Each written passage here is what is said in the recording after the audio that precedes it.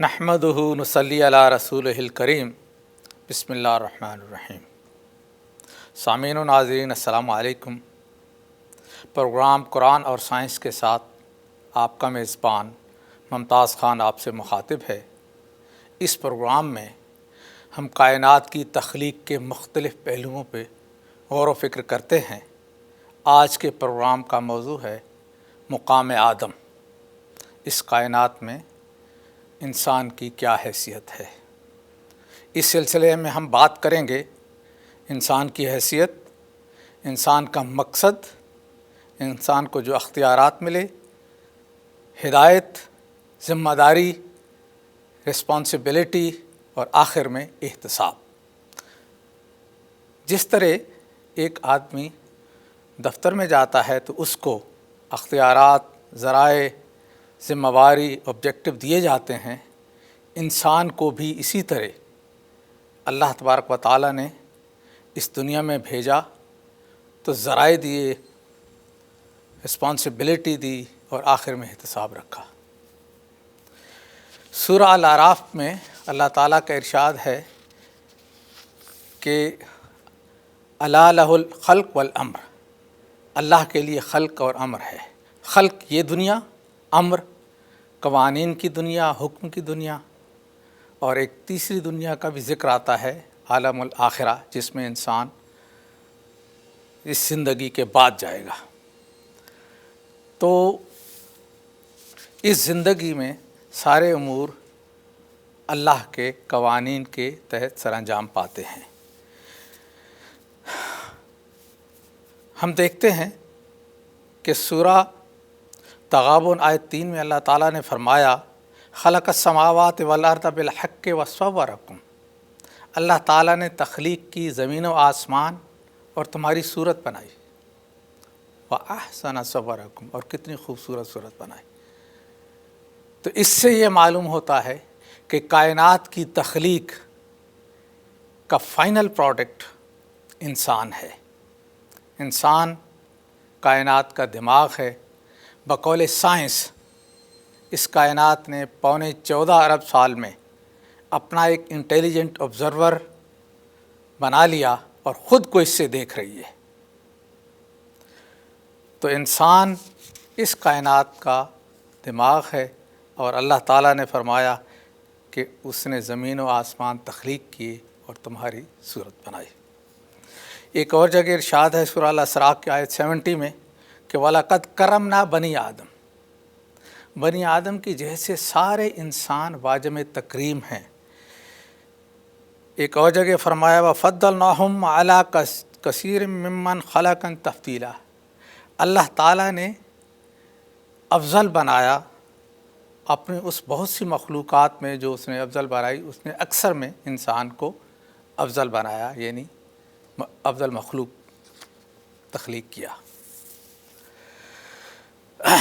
تو کیا حیثیت ہے انسان کی اس یونیورس میں؟ وَإِذْ قَالَ رَبُّكَ لِلْمَلَائِكَةِ إِنِّي جَاعِلٌ فِي الْأَرْضِ خلیفہ، اللہ تعالیٰ نے ملائکہ سے فرمایا کہ میں زمین پہ اپنا ایک وائسکرنٹ خلیفہ بنانے والا ہوں، اور وہ انسان ہے۔ یعنی اللہ نے جو کام، ذمہ داریاں زمین کے لیے رکھی ہیں کہ اس پہ پوری ہونا ہے، وہ انسان کے ذریعے ہوتی ہیں، اور میجر اس میں اکنامک ڈسٹریبیوشن سسٹم ہوتا ہے کہ انسان اپنے اعمال سے جنتی زندگی بنائے جس میں ہر آدمی کی ضرورت پوری ہوتی رہے۔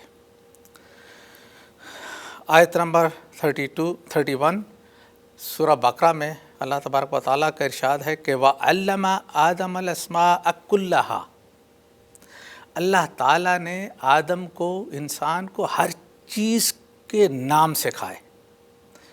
کلھا یعنی کوئی چیز ایسی نہیں ہے اس کائنات میں جس کے نام جاننے کی استعداد انسان میں نہ رکھی گئی ہو۔ عالم الخلق کے بارے میں انسان کے اندر یہ ایبلٹی رکھی گئی ہے کہ وہ چیزوں کی ماہیت کو جان سکے۔ عالم الآخرہ کے بارے میں یہ بات نہیں ہے، وہاں کے قوانین ہی مختلف ہیں۔ وہاں اللہ نے کہا ہے کہ مثال یوں سمجھو کہ وہاں یہ ہوگا، کیونکہ وہاں کے تفصیل بیان کرنے کے الفاظ ہی ڈفرینٹ ہیں۔ اسی طرح عالم الامر کے بارے میں کہا ہے کہ امر کے بارے میں آپ کو بہت کم علم دیا گیا ہے۔ تو عالم الخلق کے بارے میں اللہ تعالیٰ نے انسان کے اندر استعداد رکھ دی کہ وہ چیزوں کی ماہیت کو جان سکے، ملائکہ میں نہیں ہے یہ چیز۔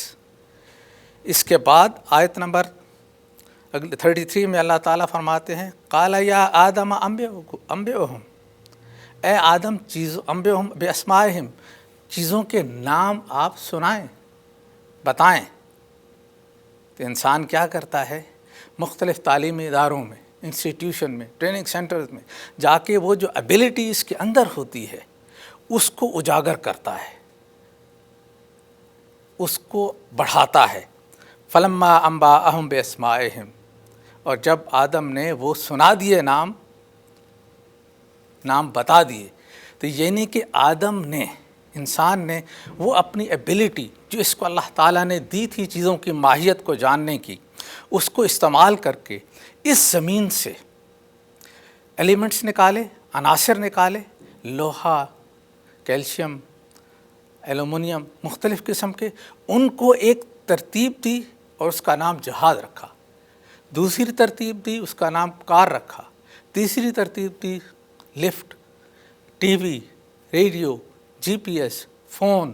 یہ ساری ڈیولپمنٹ کی صورت میں انسان نے وہ علم، وہ اسماء مشہود کیے، ظاہر کیے۔ اب انتظار میں بیٹھا ہے انسان نے وہ نام سنا دیے۔ آیت نمبر، اس سے اگلی آیت میں آتا ہے وَإِذْ قُلْنَا فَلَمَّا أَنبَأَهُم بِأَسْمَائِهِمْ، جب آدم نے نام سنا دیے، وَإِذْ قُلْنَا لِلْمَلَائِكَةِ اسْجُدُوا لِآدَمَ، اللہ تعالیٰ نے فرمایا ملائکہ کو کہ اب آدم کے سامنے جھک جاؤ، جو یہ کہتا ہے وہ تم کرو۔ فَسَجَدُوا، وہ جھک گئے۔ تو جب انسان نے نام مشہود کیے اور بٹن دبایا تو وہی جہاز 500 آدمیوں کو لے کے منزل مقصود کی طرف روانہ ہو گیا۔ وہ قوت کس کی تھی؟ اللہ کی قوت ہے، جو اس نے اس کائنات میں پیدا کی ہوئی، اللہ کا ملائکہ۔ اور گاڑی میں بیٹھا، اسٹیئرنگ ایکسلریٹر دبایا، وہ چل پڑی۔ لفٹ کا بٹن دبایا، 50ویں منزل پہ لے گئی۔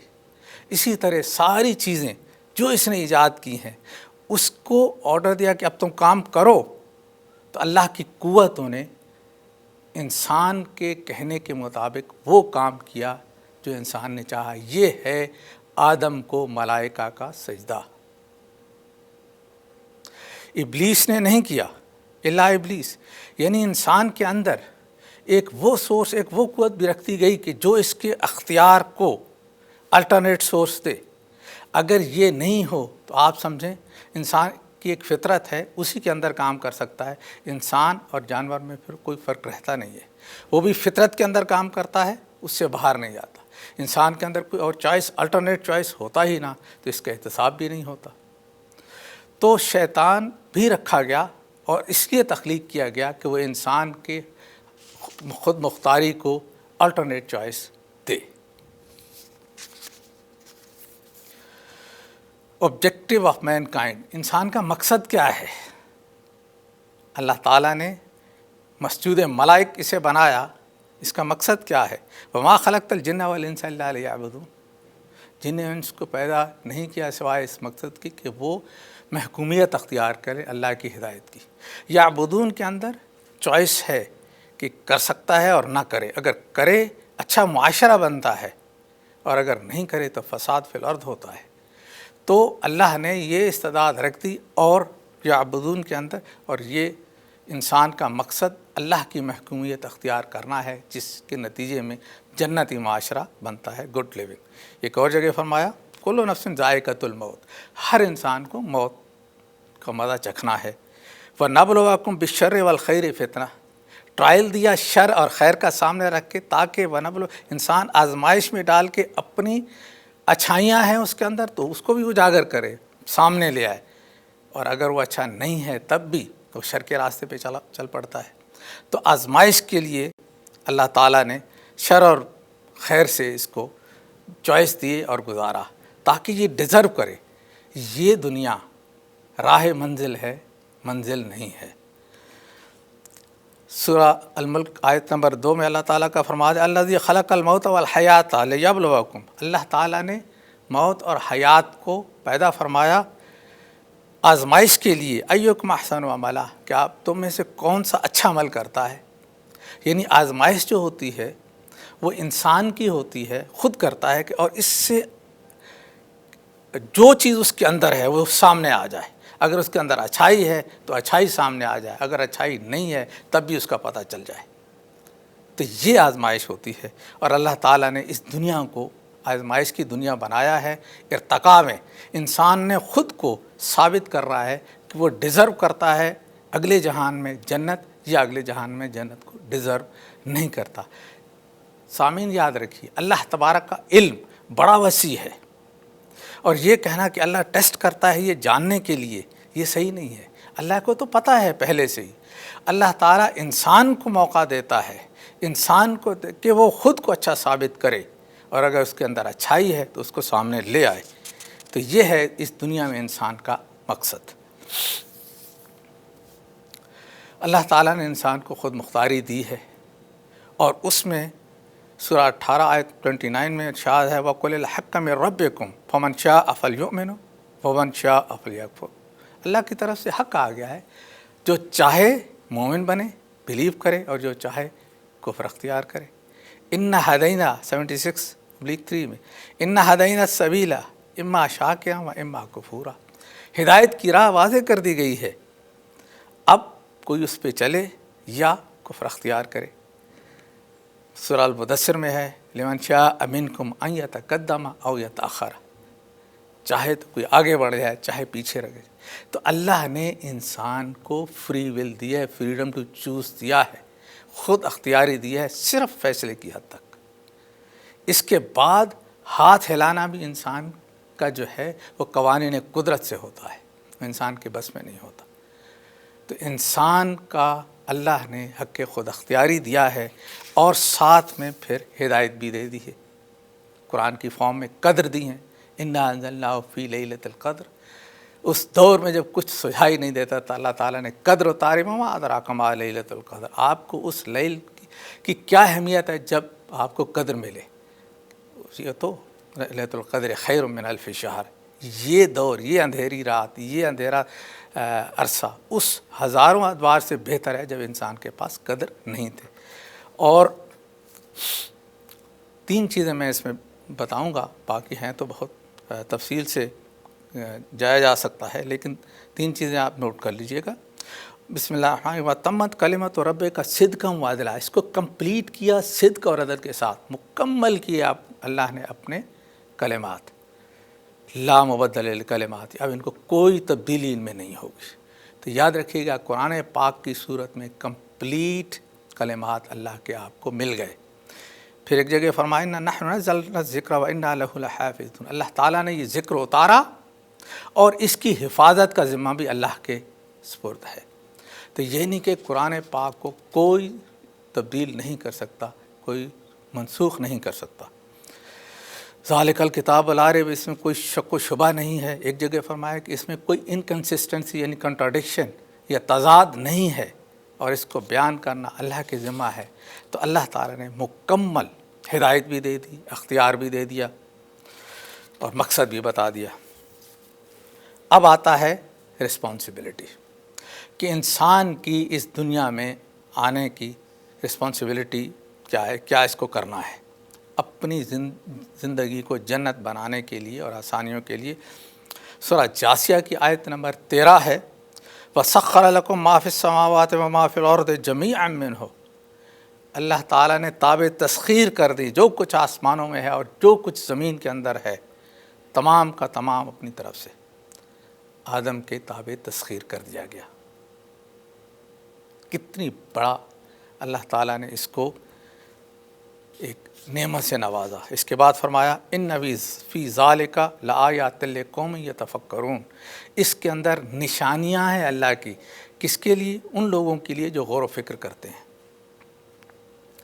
تو جو لوگ غور و فکر کرتے ہیں وہ اس کائنات کی تسخیر کریں، تسخیر کرنے کے بعد ایسے تو نہیں بیٹھ جانا، تسخیر کریں یا اس میں معاون ثابت ہوں، اور جو غور و فکر کرتے ہیں یا تو پروفیشن انجینئر سائنٹسٹ اس طرح کے جینیس لوگ ہوتے ہیں، یا ان کو سہولیات دینے والے جیسے یونیورسٹی تعلیمی ادارے قائم کیے، ان کے لیے آسانیاں پیدا کی، تو یہ تسخیر کائنات جو قوم کرتی ہے اس دنیا میں اللہ تعالیٰ اسے سپر پاور بنا دیتا ہے، سپر کر دیتا ہے، اور جو نہیں کرتی ہے وہاں مسائل رہتے ہیں۔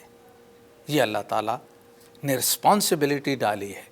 جب اس دنیا میں ٹیکنالوجی کا دور شروع ہی نہیں ہوا تھا تو سب برابر تھے، ایون جس کے پاس نہیں ہوتی تو دوسروں پہ چڑھ جاتا تھا، لیکن اب ٹیکنالوجی آنے کے بعد جس کے پاس یہ ٹیکنالوجی ہوتی ہے یا جس نے اس کائنات کو مسخر کیا ہوتا ہے تھوڑا زیادہ جتنا بھی، اس قوم کو اللہ تعالیٰ اتنا اونچا کر دیتا ہے۔ اب آتے ہیں ہم ریسورسز کی طرف کہ ریسورسز کیا دیے ہیں رسپانسبلٹی کو پورا کرنے کے لیے۔ ایک تو توبہ تسخیر کر دیا، اور دوسرا آیت ہے سورہ لقمان میں آیت نمبر 20، الم تروا ان اللہ، آپ دیکھتے نہیں کہ اللہ نے سخر لکم ما فی السماوات و ما فی الارض، مسخر کر دیے سب چیزیں، سب کچھ جو زمین و آسمان کے اندر ہے، وَأَسْبَغَ عَلَيْكُمْ، اپنی طرف سے لیوشلی کھلے دل سے نعمہ بلیسنگ ظاہرا و باطنہ، جو ظاہر ہیں اور جو چھپی نعمتیں ہیں اللہ تعالیٰ نے کھلے دل کے لیے آپ پہ نچھاور کر دی، اتنے ریسورسز دے دیے، زمین و آسمان کے اندر سب کچھ قابل تسخیر کر دیا، اور کہا اس کو آپ محسوس کر سکتے ہیں، لم تروا ان اللہ، آپ دیکھیں تو صحیح، یعنی کہ انسان دیکھ سکتا ہے کہ ہاں اگر یہ استعداد اپنے اندر پیدا کر لے تو یہ اس پہلو کو مسخر کر سکتا ہے، ڈسکور کرتا ہے قوانین فطرت کو اور چیزوں کے اندر جو قدر رکھی گئی ہے ان کو، اور ڈسکور کرنے کے بعد ان کو اپنے استعمال میں لے آتا ہے، ملائکہ اس کے تابع ہوتے ہیں۔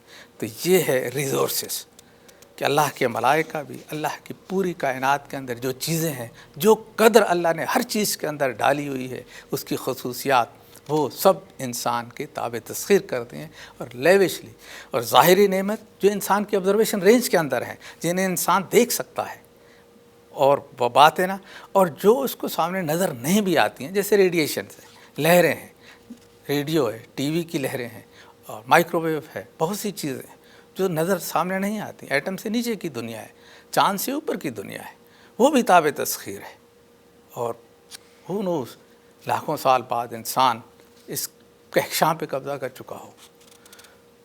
تو اللہ تعالیٰ نے آدم کو یہ ریسورسز بھی عطا فرمائے، اور آخر میں آتا ہے احتساب، یعنی کہ ریسورسز، رسپانسبلٹی، اختیارات اور یہ سب چیزیں دینے کے بعد اب اس کا کہ آپ نے کیا کیا یہ دیکھنا ہے۔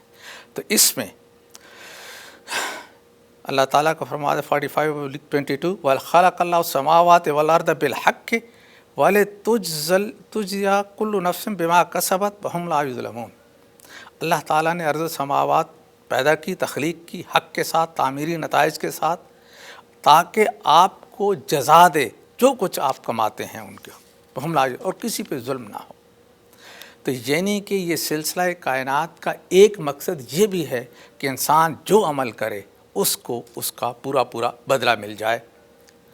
اسی طرح ایک اور آیت میں ہے کہ اچھے اعمال کرے تو اس کو اس کی اچھی جزا ملے، ریوارڈ ملے، اور اگر غلط اعمال کرے تو اس کا نتیجہ بھگتے۔ تو یہ ایک دوسرا مقصد جو ہے اس کائنات کا وہ یہ بھی ہے کہ انسان کو اس کے اعمال کے نتائج ملیں۔ اور اس کے ساتھ ہی ایک قانون مہلت بھی اللہ تعالیٰ نے فرمایا ہے 16/61، وَلَوْ يُؤَاخِذُ اللَّهُ النَّاسَ بِظُلْمِهِمْ مَا تَرَكَ عَلَيْهَا مِن دَابَّةٍ وَلَٰكِن يُؤَخِّرُهُمْ إِلَىٰ أَجَلٍ مُّسَمًّى، اللہ تعالیٰ اگر لوگوں کو زیادتی پر فوراً پکڑ لیتا تو کوئی بھی جانور یہاں پہ زندہ نہ ہوتا، ادھر اس نے غلطی کی، ادھر پکڑا گیا، لیکن وَلَٰكِنَّ اللہ تعالیٰ اس کے نتائج کو مؤخر کر دیتے ہیں ایک وقت مقررہ تک، ایک مقررہ مہلت تک، فَإِذَا جَاءَ أَجَلُهُمْ، جب وہ مہلت ختم ہو جاتی ہے، گھڑی آ جاتی ہے، لا یستأخرون ساعۃ، ایک سیکنڈ کی پھر اس کے بعد دیر نہیں ہوتی، ولا یستقدمون، اور اس سے پہلے بھی وہ اس کی پکڑ نہیں ہوتی۔ تو یہ قانون مہلت اللہ کی رحمت ہے۔ اس سے فائدہ اٹھاتے ہوئے اگر کسی نے غلطیاں کی ہوں تو اس کے غلط نتائج جو اس کا انتظار کر رہے ہیں آگے، وہ اس کے اچھے اعمال کا اس کو موقع مل جاتا ہے، تو اچھے اعمال کے اچھے نتائج وہاں پہ غلط یا برے نتائج کو سبڈیو کر لیتے ہیں، بے اثر کر دیتے ہیں۔ نتیجہ کسی عمل کا ختم نہیں ہوتا، لیکن اس کے اثرات اچھے اثرات کے سبڈیو یعنی اس کے تابع ہو جاتے ہیں، وہ غیر مؤثر ہو جاتے ہیں اس کی وجہ سے۔ تو یہ قانون مکافات عمل ہے، جس میں انسان نے سوچا، اس نے عمل کیا، 2 ویریبل اس کے ہو گئے، اس کے بعد اس پہ جو امپیکٹ آیا اور قانون مہلت کے بعد، تو یہ احتساب کا طریقہ رکھا ہے۔ کتاب مرقوم ہوتا یہ ہے کہ جو کچھ انسان کر رہا ہوتا ہے وہ لکھا جا رہا ہوتا ہے۔ ان اللہ سریع الحساب، جب انسان کوئی کام کرتا ہے اسی وقت اس کا نتیجہ مرتب ہو جاتا ہے، اس میں دیر نہیں لگتی ہے، اور نتیجہ مؤخر کر دیا جاتا ہے، خواہ وہ اس دنیا میں پورا ہو یا اس دنیا کے بعد آخرت میں جا کے مثقال ذرۃ خیرا یرا مثقال ذرۃ شرا یرا۔ اللہ تعالیٰ فرماتے ہیں کہ اللہ کے قانون مکافات سے بچ نہیں سکتے۔ ان ربک لبالمرصاد، سورہ 1489 میں ہے کہ اللہ تعالیٰ تمہارا رب گھات میں ہے، یعنی دیکھ رہا ہے۔ اور ایک اور جگہ ہے ان بطش ربک لشدید، اللہ کی پکڑ بہت شدید ہوتی ہے۔ ایک کروڑ سی مثال کہ آپ دیکھیں کہ اس دنیا میں کئی بادشاہ ہیں، ساری زندگی انہوں نے ظلم کیے، اور جب پکڑ آئی تو اس دنیا میں کوئی ملک ان کو رہنے کے لیے جگہ نہیں دے رہا۔ اس طرح کی کئی مثالیں آپ کے سامنے ہیں، لیکن حقیقت یہ ہے کہ اصل پورا جو اجر ہونا ہے، جو حساب کتاب ہونا ہے، نتائج وہ آخرت کے بعد ہوں گے، لیکن اس دنیا میں بھی کچھ ظاہر ہو جاتے ہیں۔ اس کے بعد ریکارڈ کیپنگ ہے۔ تو اللہ تعالیٰ فرماتے ہیں کہ انسان کی ریکارڈ کیپنگ کے لیے ایک ایگزامپل دی سورہ طارق میں، والسماء والطارق وما ادراک ما الطارق۔ طارق اور آسمان اس چیز کے گواہ ہیں۔ آپ نہیں جانتے طارق کیا ہے؟ نجم الثاقب، ایسے بڑے اسٹارز جو بہت دور ہیں، تیز روشنی دے رہے ہیں اور زمین پہ پہنچ رہی ہے، اسے ہم اپنی آج کی زبان میں اگر ڈیفائن کریں تو کوئزار کہتے ہیں۔ جب کہکشائیں بننی شروع ہوئی تھی، یہ اس وقت بنے تھے۔ اب کوئی یہاں سے 10 ارب نوری سال دور ہے، کوئی 5 ارب نوری سال دور ہے، کوئی 8 ارب، اور سب سے دور جو ہے وہ 13 ارب نوری سال دور ہے۔ وہاں سے چل کے روشنی آتی ہے، انسان کی آنکھ میں پہنچتی ہے ہماری ٹیلیسکوپ کے ذریعے، ہبل ٹیلیسکوپ جو خلا میں ہے یا دوسری کے ذریعے، اور وہ وہاں کی پوری صورتحال سے اس کو آگاہ کرتی ہے، اور انسان دیکھتا ہے لائیو کہ کیا ہو رہا ہے، اس وقت کیا ہو رہا تھا۔ سارا کچھ اللہ تعالیٰ ماضی بھی اسے دکھا رہا ہے، اور دکھانے کے بعد کہا چوتھی آیت میں کہ ہر آدمی پہ ہم نے ایک نگران مقرر کر رکھا ہے، ہر آدمی کے اعمال ریکارڈ ہونا تو کوئی مشکل بات ہی نہیں ہے۔